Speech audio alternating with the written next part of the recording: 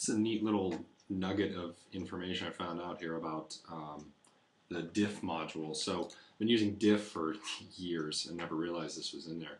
So there's something called inline Diff. It's a block that you can turn on. And so show how we did this in the context of ELMS. You go to content types in your system, and then in ELMS we're going to go to page,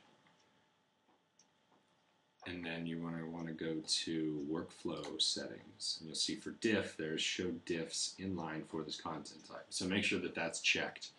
It may not be post install because I didn't realize this was actually functionality in the system.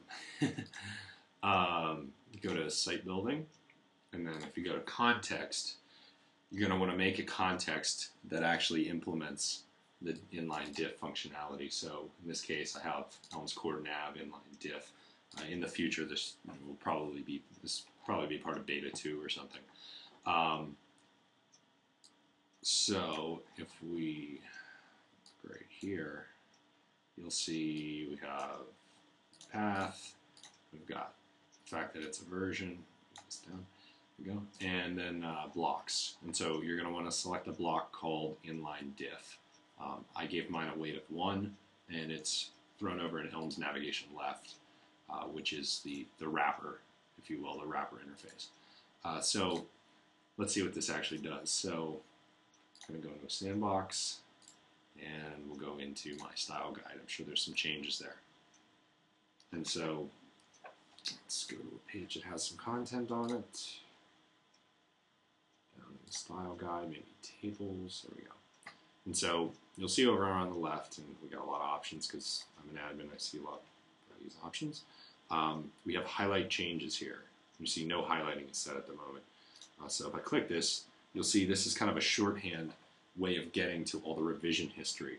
And so I can go and see exactly what was changed, added, and deleted at any point in the operation and view it inline. And this is pretty awesome because it works with all your styling. So you can see the very first thing I did was I made a page, and then I must have resaved it, no data changes, and then the last revision I made had all of this text added and changed. So let's go, we'll edit this, populate it a little further. So let's delete this table. All right. I don't know where it went. And we'll scroll down and hit save. So we'll save that page. You see, there we go. It said, hey, it's saved. Let's open this back up and go back and review the changes there. I don't know where it went. So clearly it got rid of that table, and it doesn't show that the table has been deleted. But it's pretty neat to you can kind of just step through. It's a much easier way of understanding what Diff actually does, because Diff is kind of more of a developer concept. So very neat. That's how you turn on an ELMS. If you're using normal Drupal, you can just go into the block section and turn this block on once you get the project. For those unfamiliar with the project, you can go to drupal.org/project/diff. You'll see it's not really a lot of information. It's mostly implemented by other modules, but it's very stable, helps a lot with features-based development as well as content development, obviously.